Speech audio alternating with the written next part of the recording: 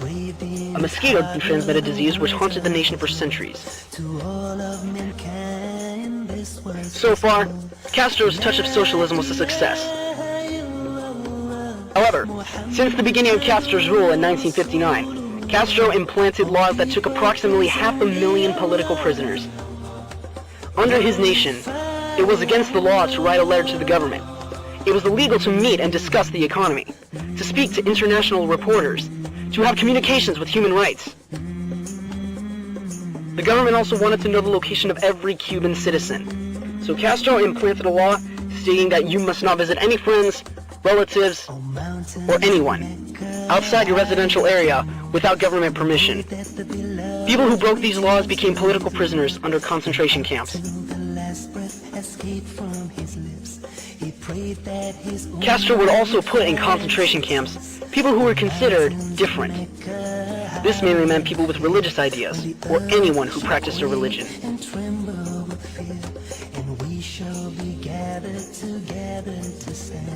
In the court of Allah with our deeds at hand. Oh, how we pray that on that day we'll be with those to whom Allah will say, peace be with you. I am pleased with you. Oh, mountains of Mecca bear witness that to the oneness of Allah do I testify. For all that He's given me, how can I deny? My purpose in life should be only to cry. La ilaha illallah, Muhammadur Rasulullah. There is no God but Allah. Muhammad is His messenger. La ilaha illallah, Muhammadur Rasulullah. There is no God but Allah. Muhammad is His messenger. Allahumma salli ala Muhammad Rasulullah. Throughout his ruling years, Castro ran the organization of Red Sundays. One Sunday a month, everything from businesses to banks would be closed so everyone would work in agriculture. During this oppression, a big population of people started leaving Cuba. A good portion of the Cubans that left went for the U.S. Another law was then established. Anyone who left the country was treated as an enemy. Leaving was an act of treason. If you ever left, you were not allowed to take anything with you but the clothes on your backs. If you had a car, you were to leave it. If you had a house, all the inventories would be examined thoroughly and the doors would be sealed, with all of your possessions, and all was government property. Even your money was to be government property. Cuba officially turned into a nation where people were property.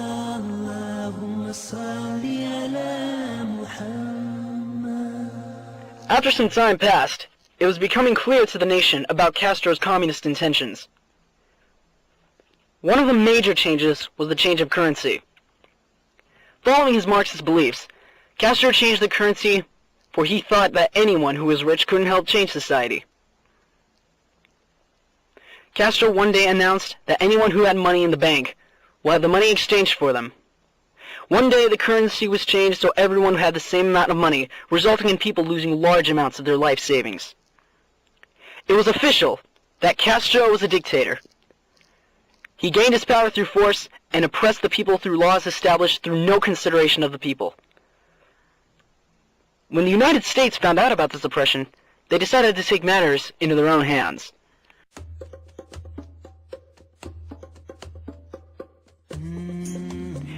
In 1960, the United States planned an attack to overthrow the Cuban government.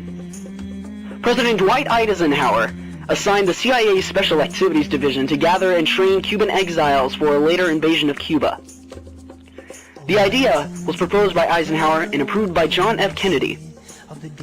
They would be trained on the areas in southern Florida, mainly Usepa Island.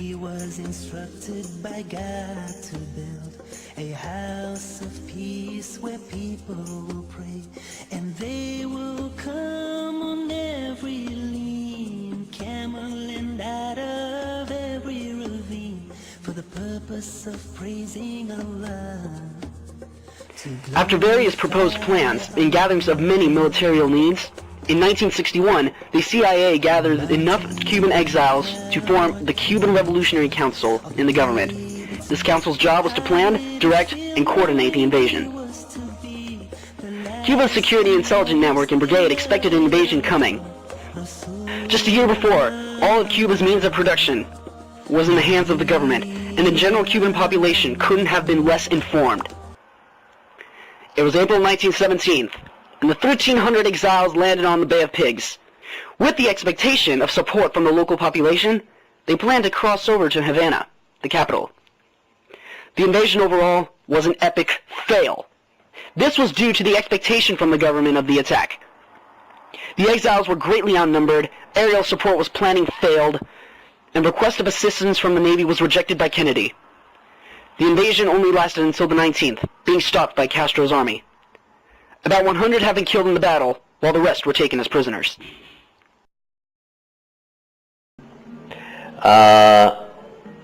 It was Kennedy the president at that time. He didn't support this invasion. And Castro defeated these people like this. In a couple of days, 2 or 3 days, the invasion was paralyzed. It was not American people, it was Cuban people, the one that did the invasion. But Castro's power and forces was, a lot bigger. And in like 2 or 3 days, that's it. Since the Bay of Pigs invasion, Castro became cautious of the United States from now on. The invasion was a complete failure, yet Castro still believed the U.S. would eventually attack again. He was also aware that the U.S., at the time, was in a dangerous relation with the Soviet Union, for they both had two very different complex ideologies. Castro was planning on placing missiles around the borders of Cuba in order to protect the nation. Of course, the Soviet Union heard of Cuba's war of the U.S. Since Russia also wanted protection from the U.S. during the Cold War, they requested Castro to permit them to place missiles upon their borders. In return of the favor, President Khrushchev of the Soviet Union offered Castro economic incentives and protection for Cuba if they were ever invaded. Through reconnaissance photographs taken by Inquired Intelligence, Kennedy found out about Cuba and the Soviet Union's agreement. Knowing the history the U.S. had with those nations, he saw this as a threat. This was not something he would stand for. After some debate with his own government, Kennedy imposed a naval quarantine around Cuba, preventing all missile use. He warned Cuba that any missile launched by them would be treated as an attack on the U.S. by the Soviet Union, and demanded the Soviets to remove their weapons. In the words of Kennedy during the October 25th speech, "This action also contradicts the repeated assurances of Soviet spokesmen, both publicly and privately delivered, that the arms buildup in Cuba would retain its original defensive character, and that the Soviet Union had no need or desire to station strategic missiles on the territory of any other nation. In that sense, missiles in Cuba add to an alternately clear and present danger, although, it should be noted, the nations of Latin America have never previously been subjected to a potential nuclear threat." Of course, the reaction of the Cubans was full of fear, even to those who opposed the revolution. The situation was dangerous. This crisis, the Cuban Missile Crisis, was the closest the world ever came to a nuclear war. 13 days later, the three nations proposed a deal. Russia would take its missiles out of Cuba, America would take their missiles out of Turkey, and President Kennedy committed to no more future invasions of Cuba. The fact that the America were coming, and the America were coming to attack Cuba, it was something real. It was something real. Many of us, and I remember that because it was the conversation in my house, many of us were very scared because it was the war. And some people were happy, like, oh my God, this needs to happen, but it didn't happen. People were terrified. People were expecting the worst. Fidel was extremely fresh. Through looking at these events, Was it communism that brings the perfect society? Or is it that communism requires the perfect society? Fidel Castro still is in our government today. 40 years the same system has been running. In 40 years has Castro been running the nation like the US will one day invade again.